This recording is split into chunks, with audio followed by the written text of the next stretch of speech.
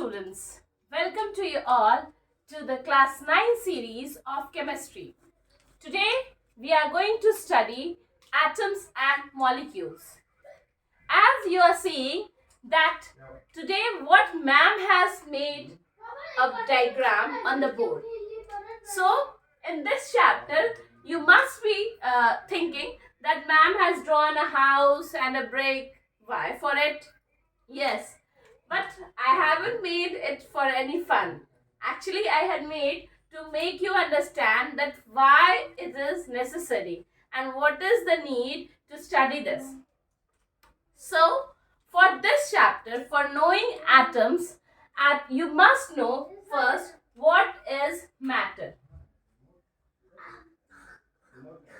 Or first I will define that atoms are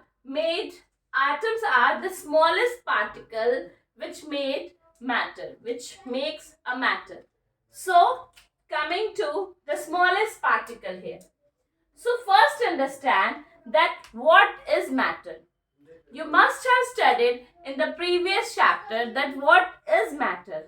Yes, I have taken a pen, a table around me, a fan near me, a water you drink, anything is what? Matter. So basic definition that you have studied in class 5, 6, that anything around us is what? Matter. But coming to more standard definition is that anything which occupies space and have some mass is called matter. So coming to the chapter, matter are made up of small particles. Suppose I have taken this pen. This pen is in my hand. So if I break this pen, or if I break anything, so that is what? That is made up of, have made up of small particles. Like pen is being broken down. If pen is being broken down, that is broken down small, then this is small, then this small. So pen will be broken down like two particles. Then this two particles will be broken. Then this will be that. This will be broken down. So this will become what? Very small particle. But one stage will come that this particle will be indivisible. Means that this particles will be dividing further. So this is matter. Matter are indivisible when it comes to the smallest stage. When it comes to the smallest stage, smallest particle, or come to the stage of atoms, it is indivisible. So here I have made a diagram, a house and a brick. So here brick is the smallest particle of the house. So brick is the atom and house is the matter.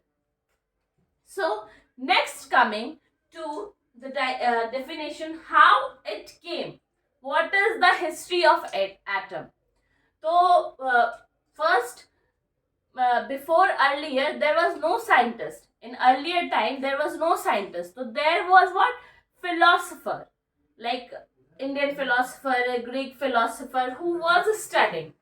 So they have given their thoughts and some some philosophy about the matter. So many of the books Greek philosophers like Democritus, Leucippus has said about the matter, about the atom. But before that, an Indian scientist, an Indian philosopher,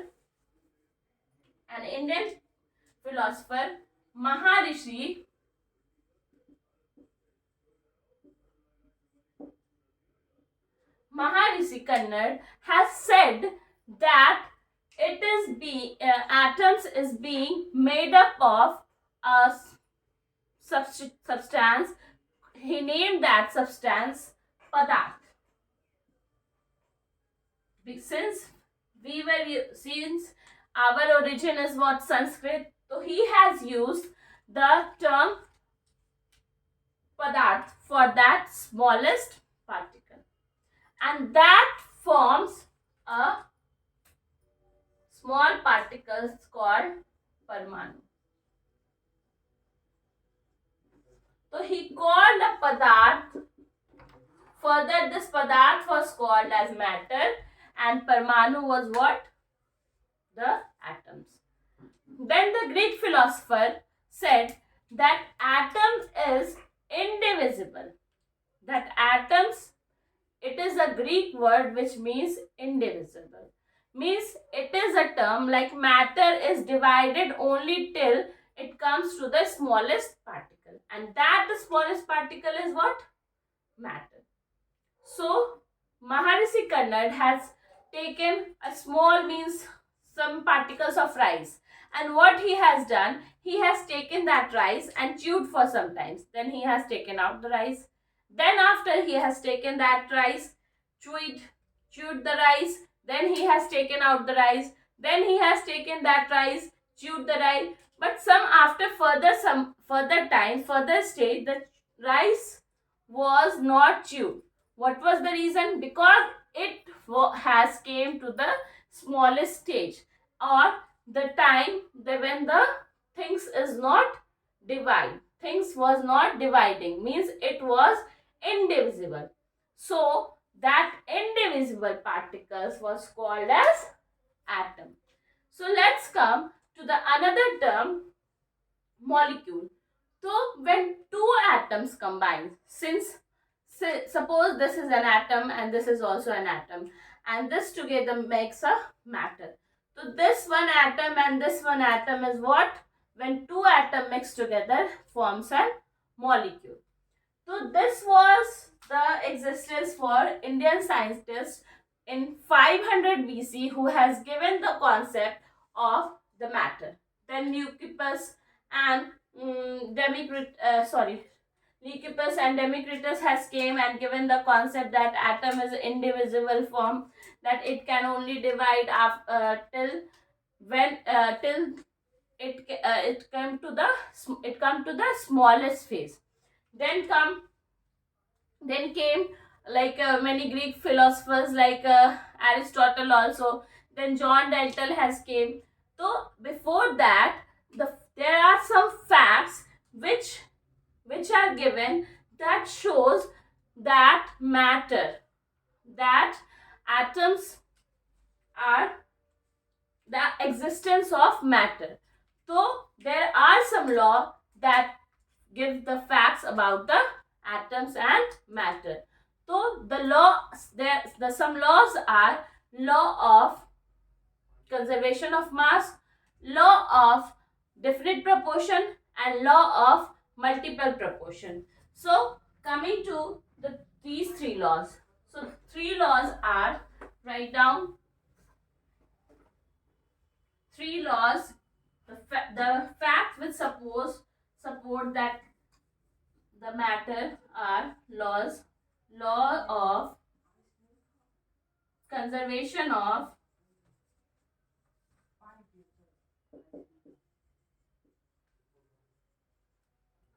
second,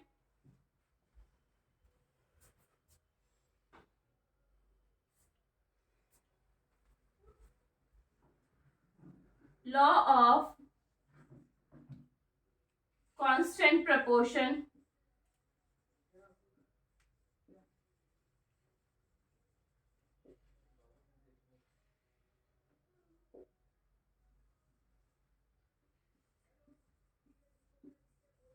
law of multiple.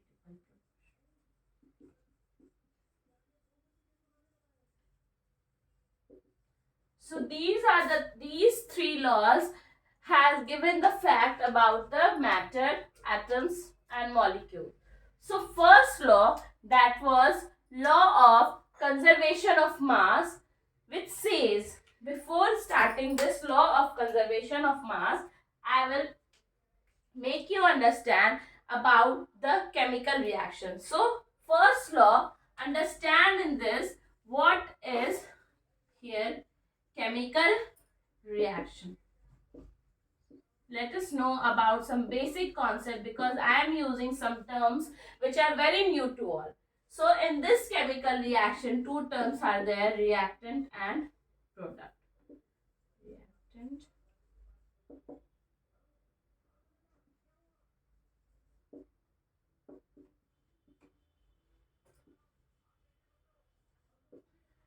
So here, chemical reaction.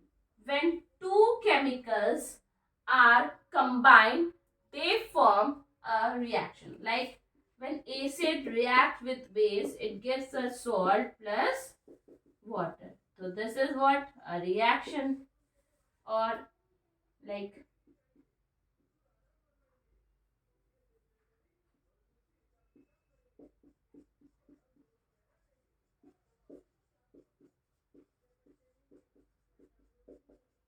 so this is an example of chemical reaction. In this chemical reaction, this side means the right to me is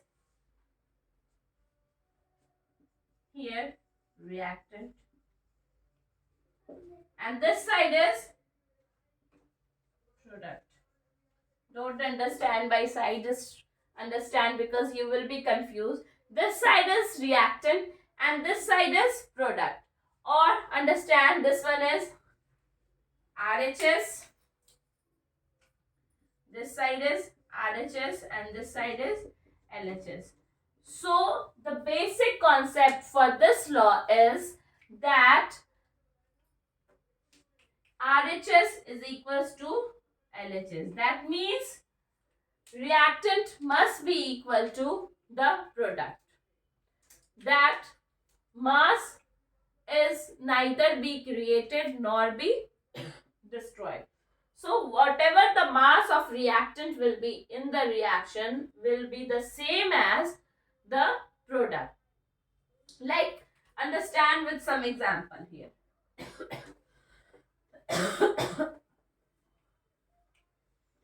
Suppose a conical flask is there. Suppose a conical flask is there.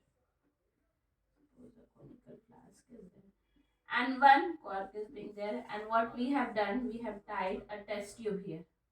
We have tied a test tube, and we have taken here sodium carbonate, sodium carbonate, and here in this test tube copper sulfate. So we have taken two chemicals. One is sodium carbonate and another one is copper sulfate. 5% of sodium, 5%. 5% means 5 gram of sodium carbonate in 100 gram of 100 ml of water. 5 gram in 100 ml of water. But those are mixed. Then these are being left for some time and reacted together. So we will get sodium carbonate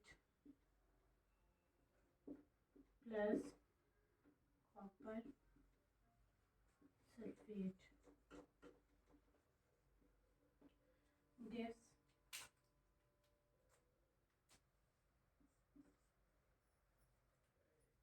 sodium sulfate plus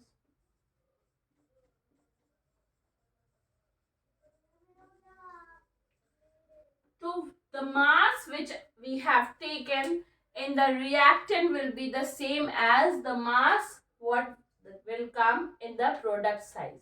So mass will remain same in the reactant as well as in the product. So by this example, this is given in your NCERT also. So by this example, we have understood that what is law of conservation of mass. That it cannot neither be created nor be destroyed. Means it will be same. So the second law, the law of constant proportion. This I will do in the next class. So that's for today.